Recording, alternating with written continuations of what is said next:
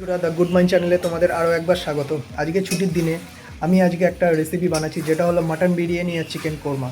But এই রেসিপিটা সবার কাছেই কমন, বাট ফার্স্ট টাইম আমি ট্রাই করছি। চলো চটপট বানিয়ে ফেলি। মটনের পিসগুলোকে আমি মোটামুটি 100 গ্রামের মতো করে কাটিয়েছি, আর চিকেন কোরমার জন্য চিকেনগুলোকে একটু বড় সাইজ করে কাটিয়েছি। প্রথমে হালকা নুন দিয়ে আলুগুলোকে তেলে ফ্রাই করে নিলাম। আদা রসুন পেঁয়াজ পেস্ট করে রেখেছিলাম। এরপর আলুগুলো লাল হয়ে গেলে তুলে রেখে পেঁয়াজটা দিয়ে দিলাম। এরপর পেঁয়াজগুলো লাল হয়ে এলে তারপর মটনের পিসগুলোকে কড়াইয়ের মধ্যে দিয়ে স্বাদ মতো নুন দিয়ে তাতে হলুদ গুঁড়ো, লঙ্কার গুঁড়ো, জিরে গুঁড়ো দিয়ে ভালো করে কষিয়ে নিচ্ছি।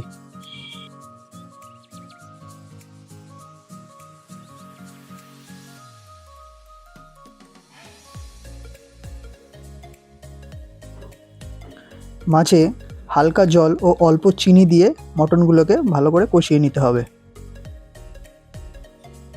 এবার মটনগুলো কষে গেলে সেগুলোকে প্রেসার কুকারের মধ্যে দিয়ে 1.5 কাপের মতো জল দিয়ে সেগুলোকে প্রেসার কুকারে দিয়ে সেদ্ধ করে নিতে হবে। বিরিয়ানি করার জন্য আসলে সবথেকে যেটা প্রয়োজনীয় জিনিস সেটা হলো তার মশলা। এখানে জায়ফল, জয়িত্রী, লবঙ্গ, এলাচ, দারচিনি, গোলাপ জল, কেওড়া জল, কেশর, দুধ দুধ কেশরগুলো দুধের মধ্যে কিন্তু মিশিয়ে রেখে প্রায় 1 ঘন্টার মতো রাখতে হয়েছে। এছাড়া মিঠে আতর, এগুলো অবশ্যই দরকার। এবার চিকেনটাকে অল্প নুন ও পেঁয়াজ দিয়ে ভালোভাবে কষিয়ে নিচ্ছি। এবারে আদা রসুন জিরে লঙ্কা হলুদ ও তাতে স্বাদমতো নুন ও অল্প চিনি দিয়ে ভালো করে কষিয়ে নিচ্ছি, এবং এরপর ভাজা আলুগুলো সেই চিকেনের মধ্যে দিয়ে অল্প জল দিয়ে ভালো করে কষিয়ে নিতে হবে, যাতে গ্রেভিটা অল্প অল্প হয়। তবে এই রেসিপিটা করার জন্য আমার বাবা কিন্তু আমাকে অনেকটাই সাহায্য করেছে। বলা যেতে পারে তার কন্ট্রিবিউশন কিন্তু এই রান্নাটায় আমার থেকে অনেকটাই বেশি। বিরিয়ানি বানাতে গেলে আরও যেটা প্রয়োজন সেটা হলো সরু চালের বাসমতি রাইস।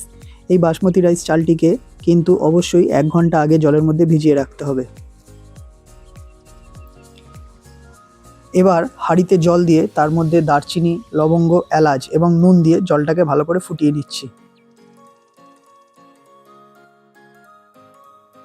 জলটা ভালো করে ফুটে গেলে তার মধ্যে আমি এই চালগুলোকে দিয়ে সেদ্ধ করে নিচ্ছি।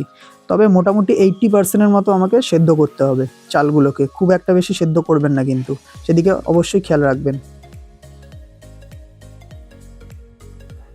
এবার আমি সেদ্ধ চালটাকে হাঁড়ির মধ্যে ঢালছি, তবে খুব সাবধানে কিন্তু ঢালবেন, চালগুলো যাতে না ভাঙে।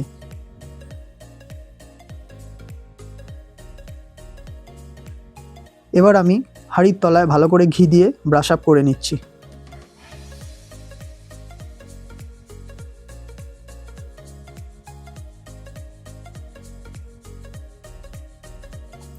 এরপর মটনগুলোকে সাজিয়ে দিচ্ছি চালের ওপরে।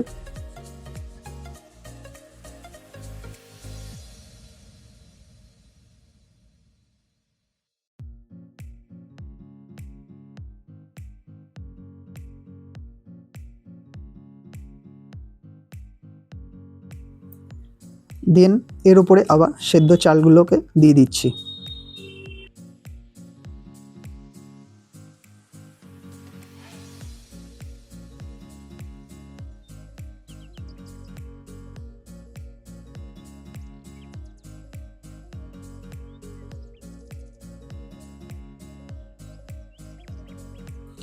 বিরিয়ানির মশলাগুলোকে আমি গুঁড়ো করে একটা পেস্ট বানিয়ে একটা বাটিতে নিয়েছি, এবং সেটাকে স্টেপ বাই স্টেপ সিদ্ধ রাইসের ওপরে আস্তে আস্তে ছড়িয়ে দিচ্ছি।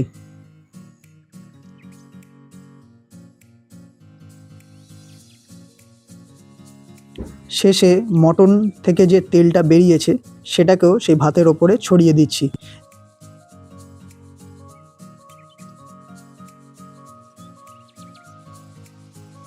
দেন কেওড়া জল, গোলাপ জল, ঘি এবং দুধের মধ্যে রাখা সেই কেশরটাকে ভালো করে ওপরে ছড়িয়ে দিচ্ছি, এবং লাস্টে আমি মিষ্টি আতরটা দিয়ে দিলাম।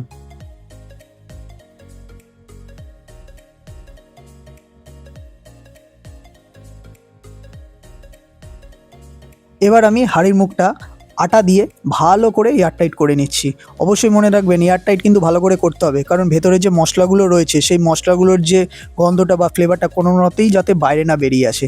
এবং এটাকে 8 থেকে 10 মিনিট অল্প আঁচে রেখে দেবো এবং তারপরে এটা সার্ভ করব, এটা রেডি হয়ে যাবে। গন্ধটা কিন্তু দারুণ বেরিয়েছে, তা খেতে কিন্তু দারুণ হবে মনে হচ্ছে।